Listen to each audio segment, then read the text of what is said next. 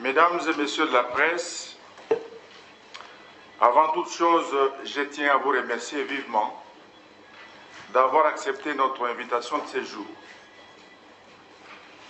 Vous avez été contacté par mes services pour vous enquérir de la situation sécuritaire qui prévaut dans les coins de la République, à savoir la ville de Kinshasa, la province du Congo central, l'espace kassaïen et le Tanganyika notamment. Ces provinces étant aujourd'hui sous le feu de l'actualité, il me semble légitime, à la presse que vous êtes, de chercher à obtenir la bonne information auprès des autorités habilitées à la fournir. Et c'est pourquoi il était de notre devoir, nous, pouvoirs publics, de vous inviter pour qu'à travers vous, l'opinion soit parfaitement éclairée. Mesdames et messieurs, je commencerai d'abord par la situation dans le Congo central et dans la ville de Kinshasa. Les partisans du parti politique dénommé Bundu Dia Mayala, issus de la transformation du mouvement politico-religieux Bundu Dia Congo, ont provoqué des troubles sanglants dans la province du Congo central du 22 au 24 janvier et le 3 février 2017, particulièrement dans les agglomérations de Kimpese, Luozi, Kisantu, Lukala et la cité de Banzanguni. Ces jeunes drogués et endoctrinés à souhait ont ravi des armes aux forces de l'ordre, bloqué les trafics sous la nationale numéro 1. Ils ont réussi à blesser des agents de l'ordre à l'arme blanche et à armes de feu, en organisant notamment des expéditions punitives contre les biens de certains compatriotes, notamment les biens de M. Matezolo, vice-ministre des IDPR dans le gouvernement actuel, dont la résidence, la boulangerie et la radio ont été pillés et saccagés. Des postes de police et des véhicules de privés ont été également vandalisés. Les dégâts humains se sont élevés malheureusement à 7 morts, dont un policier et 6 militants BDM, 25 blessés, dont 19 policiers et 6 partisans Bundu Dia Mayala. L'autorité publique a rapidement pris toutes les dispositions requises pour rétablir l'ordre public, normaliser la circulation sur la nationale numéro 1, procéder à l'arrestation des fauteurs de troubles, récupérer les armes arrachées des mains des agents de police, assurer la prise en charge des blessés et organiser l'inhumation des victimes après identification et concertation avec leurs familles respectives. Mesdames et messieurs de la presse, comment expliquer l'irruption de cette folie meurtrière après quelques années d'hibernation du mouvement Bundu Dia Congo, son semblant de mutation en parti politique et la participation de ses membres à des dégâts politiques en cours? Comment peut-on s'expliquer cela? La vérité des faits déclencheurs est une banalité qui tranche pourtant avec la gravité de leur violence et le niveau de leur barbarie.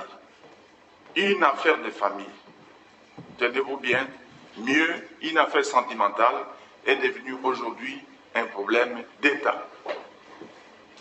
En effet, c'est depuis décembre dernier que M. Nemwanda Seni, député national de son État, décide souverainement et annonce d'épouser en deuxième noces l'amie à sa propre femme et sa propre prophétesse inspiratrice de sa propre spiritualité.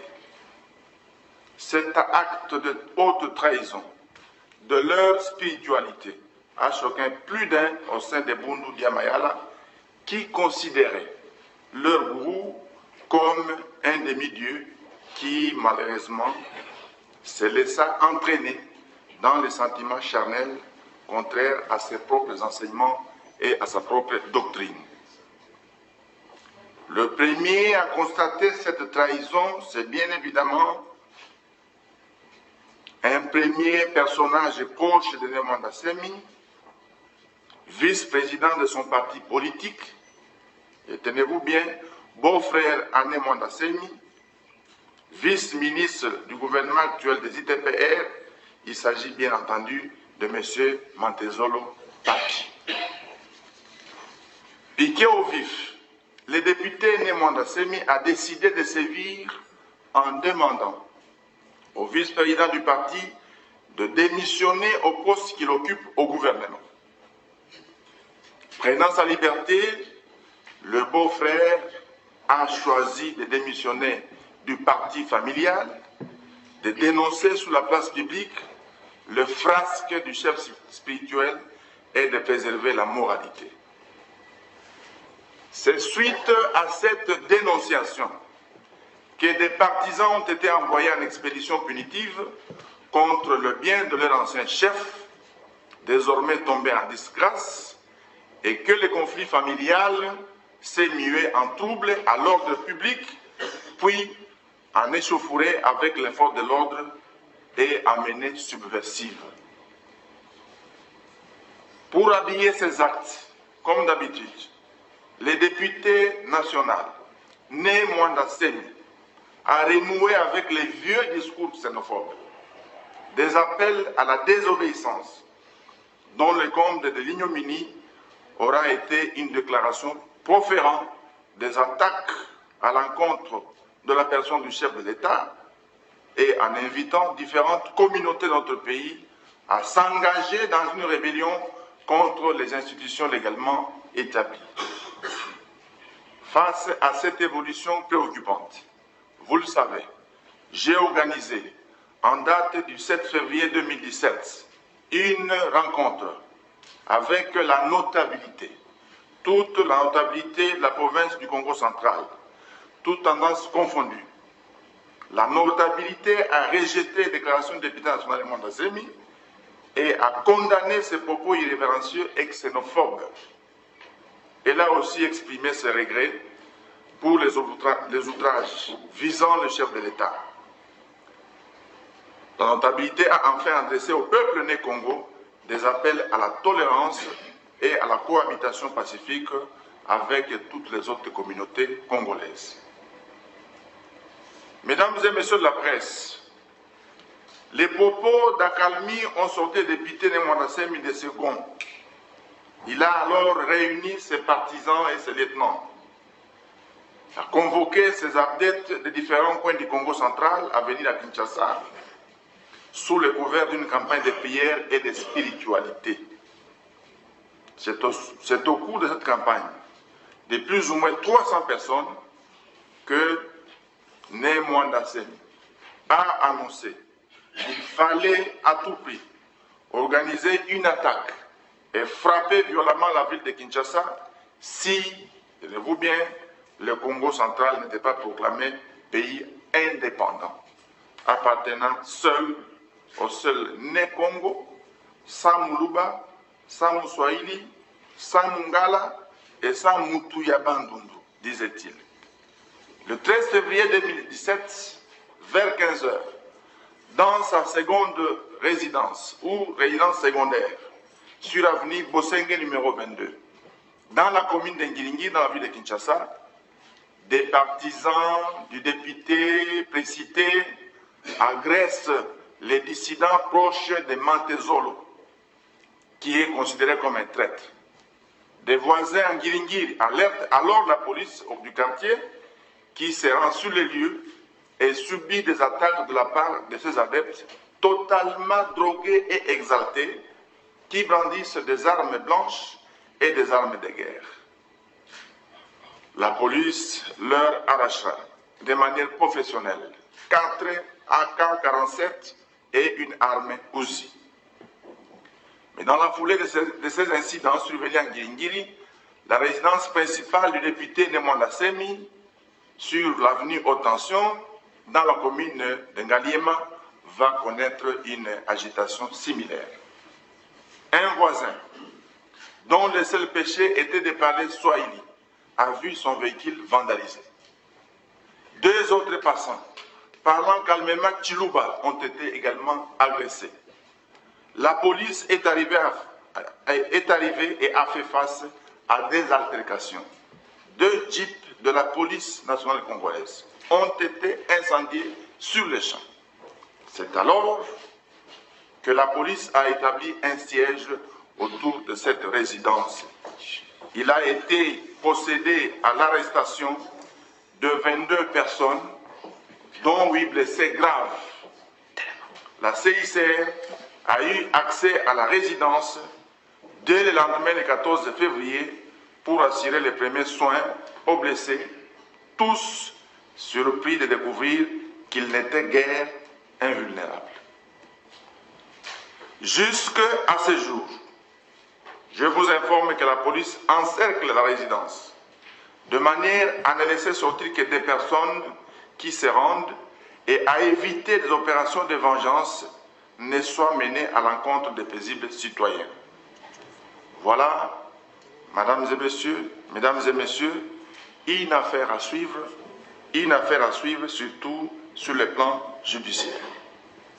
Mais d'ores et déjà, nous pouvons noter la forte mobilisation de la notabilité Né-Congo, qui désapprouve totalement les actes de barbarie et de folie qui détruisent leur province et portent atteinte ainsi à leur culture de paix et de convivialité. Il n'a cependant pas manqué l'une ou l'autre voix discordante dans cet aéropage de consensus. Ainsi, tel un autre élu a cru bon de récupérer les actes de violence et les paroles d'intolérance au motif qu'il se serait agi de canaux d'expression de frustration communautaire, sans se rendre compte à l'évidence non seulement que les conflits avaient une origine familiale et que jamais une communauté ne devrait se reconnaître dans les paroles de quelqu'un pour qui elle demande un traitement médical conséquent.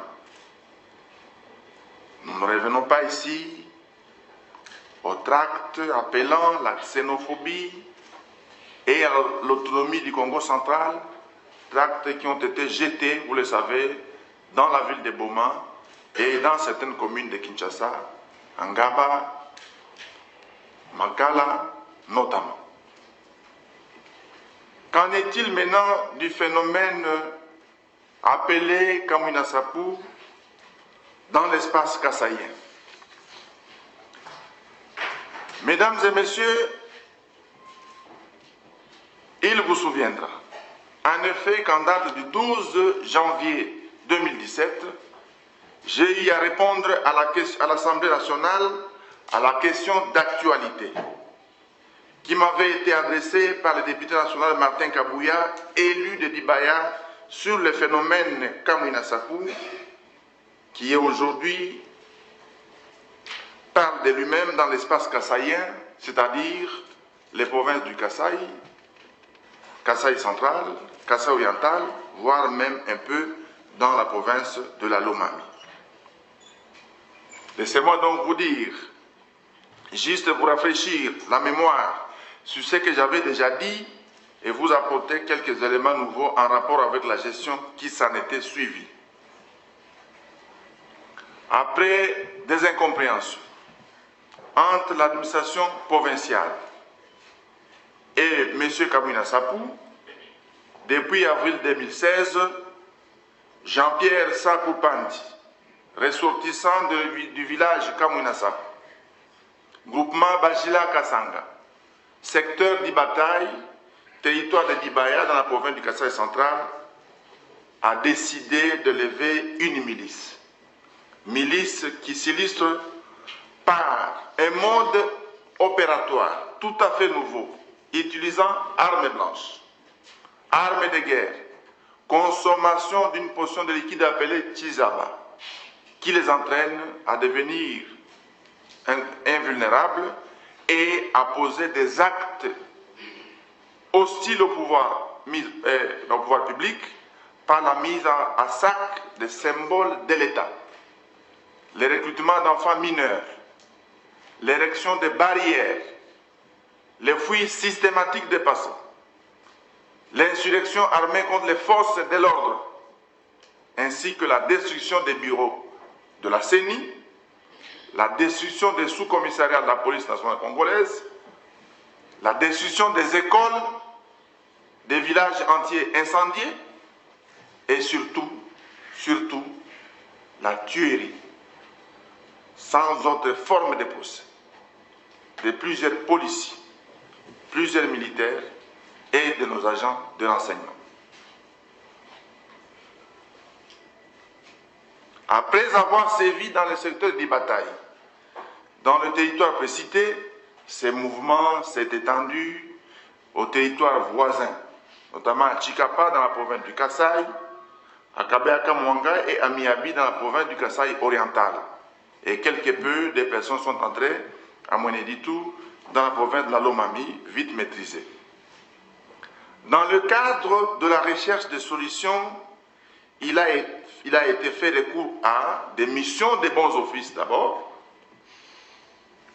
le rétablissement de l'ordre public par la police et en cas de nécessité, l'armée suite évidemment des attaques à main armée avec des armes de guerre et des armes de chasse. Mais également les arrestations des miliciens et autres chefs de bande ou seigneurs de guerre. Et dans la recherche de solutions, vous vous souvenez, j'ai organisé récemment des rencontres avec la notabilité du Kasaï. J'ai cité ici les députés nationaux, les députés provinciaux, les sénateurs, les gouverneurs de l'espace, les membres du gouvernement du Kasaï et du gouvernement central, les notables et les chefs coutumiers. Il n'est resté que la presse. Il a été noté le développement tentaculaire de ce phénomène, qui depuis lors a pris plusieurs visages comprenant A. Kamwina Sapu originel, du feu Kamwina Sapu, qui a laissé ces jeunes gens drogués. B. Kamwina Sapu, des bandits repris de justice, des criminels recourant à des pratiques magiques que nous avons appelées Chizaba pour se rendre invulnérables. C. Kamwina Sapu culturel, des autres groupements voisins qui réclamaient également devenir des chefs coutumiers et avoir l'influence sur les groupements Kamwina Sapu. Et enfin, un autre phénomène Kamwina Sapu, celui-là il est politique, constitué des opérateurs politiques, récupérant ces phénomènes comme fonds de commerce en remettant argent et matériel de violence à ces jeunes gens. À ce jour, mesdames et messieurs de la presse, la situation dans le Kasaï oriental et le Kasaï est maîtrisée et est donc sous contrôle à en croire les gouverneurs de ces deux provinces. Par contre, au Kasaï central, la récupération politicienne du phénomène Kamwina est telle que toute la province, ça signifie les 5 territoires de la province, d'Ibaya, d'Imbelenge, Demba, Luiza, Kananga, et quel territoire encore, Kazumba, tous les 5 territoires sont touchés par ce phénomène de provocation de ces jeunes drogués et instrumentalisés. À ce stade, je disais donc, plusieurs armes de guerre sont détenues par cette milice. Plusieurs armes de guerre sont détenues par la milice qui se présente maintenant à plusieurs facettes. Après les contacts pris avec différents acteurs ici à Kinshasa, je l'ai annoncé, l'État envisage des solutions politiques, coutumières et humanitaires sur terrain et militaires si les armes ne sont pas rendues de manière pacifique en vue d'une paix durable dans cette partie du territoire national. C'est ici, mesdames et messieurs, l'occasion d'évoquer les images qui circulent depuis peu sur les réseaux sociaux et qui présente des atrocités attribuées aux FARDC engagés contre les miliciens opérant sous le label de Kamwina-Sap. Le ministre des Communications et Médias a déjà publié un communiqué faisant le point sur ce film manifestement monté pour discréditer nos forces armées et discréditer le gouvernement de la République. Depuis les opérations engagées dans le secteur le 21 décembre 2017, il a fallu près d'un mois pour concocter ce lynchage médiatique dont certains opérateurs politiques font aujourd'hui leur chou gras à travers des communiqués tonitruants dans lesquels ils livrent aux gémonies notre gouvernement. Sans céder à l'hystérie, le gouvernement de la République continuera sa politique de gestion responsable de tous les incidents sécuritaires à travers des mécanismes appropriés, notamment ceux qui font appel à des enquêtes administratives et judiciaires. Qu'en est-il, mesdames et messieurs, enfin, du conflit entre les communautés bantoues, Balobakat et les Pygmées dans la province de Tanganyika? Dans la province de Tanganyika, tout comme ailleurs à travers le territoire national, les communautés Twa, appelées Pygmées, et celles bantoues ont toujours vécu en harmonie et de manière complémentaire. Mais, depuis ces dernières années, à Mambasa comme à Nyunzu, des ONG qui prétendent militer pour la cohabitation pacifique entre les peuples de la RDC sont passés distiller la haine entre les Bantous et les Pygmées, en prônant un processus d'émancipation violente et empreinte d'intolérance. C'est ce qui s'est passé dans les Tanganyika et qui se solde aujourd'hui à travers le développement d'une haine sans pareil entre Bantous et Pygmées. À Nyunzu, Kabalo, Manono et aujourd'hui à Moba. Les affrontements entre ces deux communautés ont surgi dans un contexte marqué par la réduction des opportunités économiques, du fait de la surexploitation de la pêche et de la chasse pendant les guerres qui ont endeuillé la région. Des Pygmées que nous avons appelés depuis Percy, personnel civil, avaient, vous le savez, appuyé nos forces armées contre les envahisseurs, puis contre les seigneurs de guerre.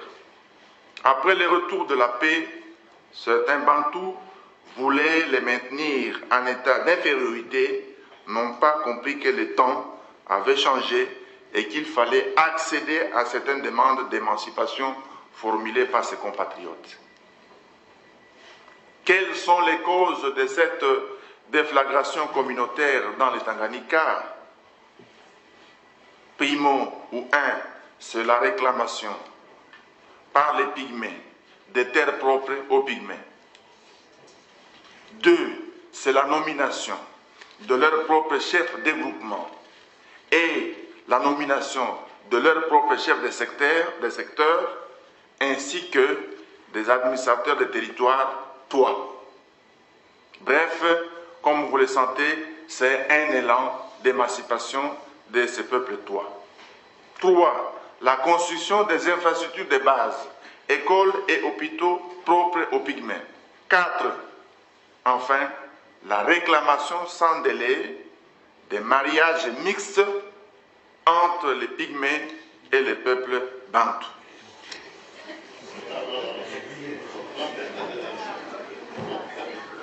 Au moment où notre pays est résolument engagé sur la voie de l'organisation des élections par la CENI, les provinces touchées par des troubles graves subissent aussi des perturbations majeures qui compromettent les opérations d'enrôlement des électeurs. Des masses de déplacés ne peuvent plus s'enrôler ou vont s'enrôler dans des circonscriptions autres que celles de leur lieu de résidence habituel.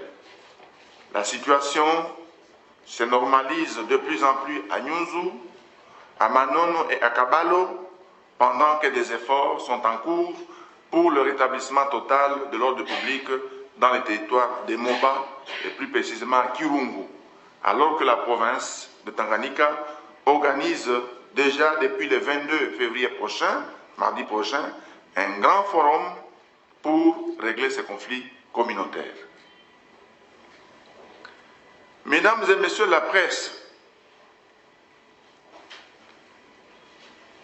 le gouvernement de la République est pleinement conscient d'une chose, à savoir que les premières solutions durables à ces phénomènes, ces solutions doivent être d'abord de type politique et communautaire. C'est pourquoi, vous l'avez suivi, nous privilégions à Kinshasa, au Tanganyika, dans l'espace kassaïen et dans le Congo central, les rencontres avec la notabilité et l'organisation des forums intercommunautaires. Nous pensons que les solutions de type militaire ou policier constituent seulement des appuis pour la sauvegarde d'un climat propice à la concertation et au dialogue. De même, les solutions judiciaires sont appelées au secours pour garantir la justice et la paix. Mesdames et messieurs de la presse, mais pour le moment, les espoirs pour une solution pacifique dans l'espace kassaïen reposent également sur l'implication des originaires et à la conscientisation des tireurs de ficelles bien identifiés qui rencontreront la justice sur leur chemin s'ils ne renoncent pas à leur entreprise macabre. Quant au cas de Nemwana Seni, à ce jour retranché dans sa résidence de Makampagne, dans la commune d'Engaliema, les forces de l'ordre lui donnent encore la chance de se rendre pour éviter les dégâts et se mettre à la disposition de la justice pour répondre de ses actes. Pour les Tanganyika, comme je vous ai dit, nous entendons organiser dans les jours qui viennent une rencontre de deux communautés pour analyser les revendications des uns et des autres et envisager les pistes de solutions susceptibles de réinstaurer la paix durable entre les deux communautés. C'est la raison de la convocation du prochain forum qui s'ouvre la semaine prochaine dans le chef-lieu de la province, à savoir la ville de Kalemi. Si j'avais déjà évoqué la circulation sur les réseaux sociaux du film accusant les phares de ces crimes atroces, je ne saurais clore cette communication sans évoquer les actes de vandalisme perpétrés ce matin dans la paroisse Saint-Dominique, dans la commune de Lumete, ville de Kinshasa. En effet, une horde d'une vingtaine de personnes, prétendument présentées comme militants d'un parti politique, ont fait irruption dans cette paroisse vers 5 h du matin et ont profané le tabernacle et tout saccagé, l'autel, la statue de la Vierge Marie et même les bancs. Ils ont ainsi mis en exécution les menaces proférées depuis la veille contre les installations et édifices de l'Église catholique en citant nommément les églises et les écoles. Des incidents similaires venaient d'avoir lieu hier samedi le 18 février 2017 au grand séminaire Malole de Kananga dans le Kasaï central.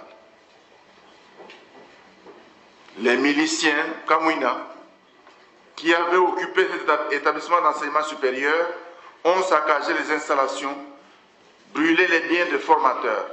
Il a fallu une action forte de nos policiers pour les en déloger. Nous condamnons avec la dernière énergie tous ces actes barbares contraires aux principes démocratiques. Nous sommes pleinement conscients de la gravité de la situation et nous n'entendons pas se faire distraire par la fausse compassion des traits de ficelle. Nous connaissons bel et bien tous les opérateurs politiques et autres qui s'activent à instrumentaliser les conflits communautaires. Ils auront à répondre de leur forfait le moment venu, car, comme dit la sagesse ancestrale, l'oiseau a oublié le piège, mais le piège se souvient de l'oiseau. Fin de citation.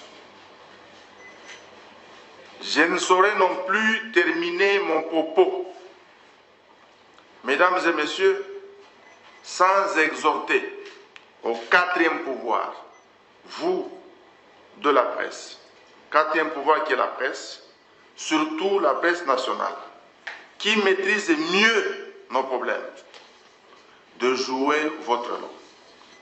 De jouer votre rôle et d'apporter votre contribution à toutes ces questions nationales qui nous intéressent tous. La presse ici fait partie de l'élite nationale. Je l'exhorte, dans ma vision, d'aborder les questions publiques. J'exhorte cette presse congolaise, qui est par ailleurs organisée, en collaboration avec les ministres des médias. Je vous exhorte de réfléchir, vous aussi, pour amener votre contribution, réfléchir sur un terme simple, à savoir comment nous devons communiquer pour amener la paix dans cette partie du territoire national. Comment devons-nous communiquer, nous, quatrième pouvoir, pour amener la paix dans cette partie du territoire national? Il me semble que votre réflexion aiderait le pouvoir public et nous aiderait à tous éviter d'autres victimes. Les frais pour les papiers et les bics, location des salles, seront mis à disposition pour que la presse donne sa contribution. Merci de votre aimable attention. Encore une fois, merci.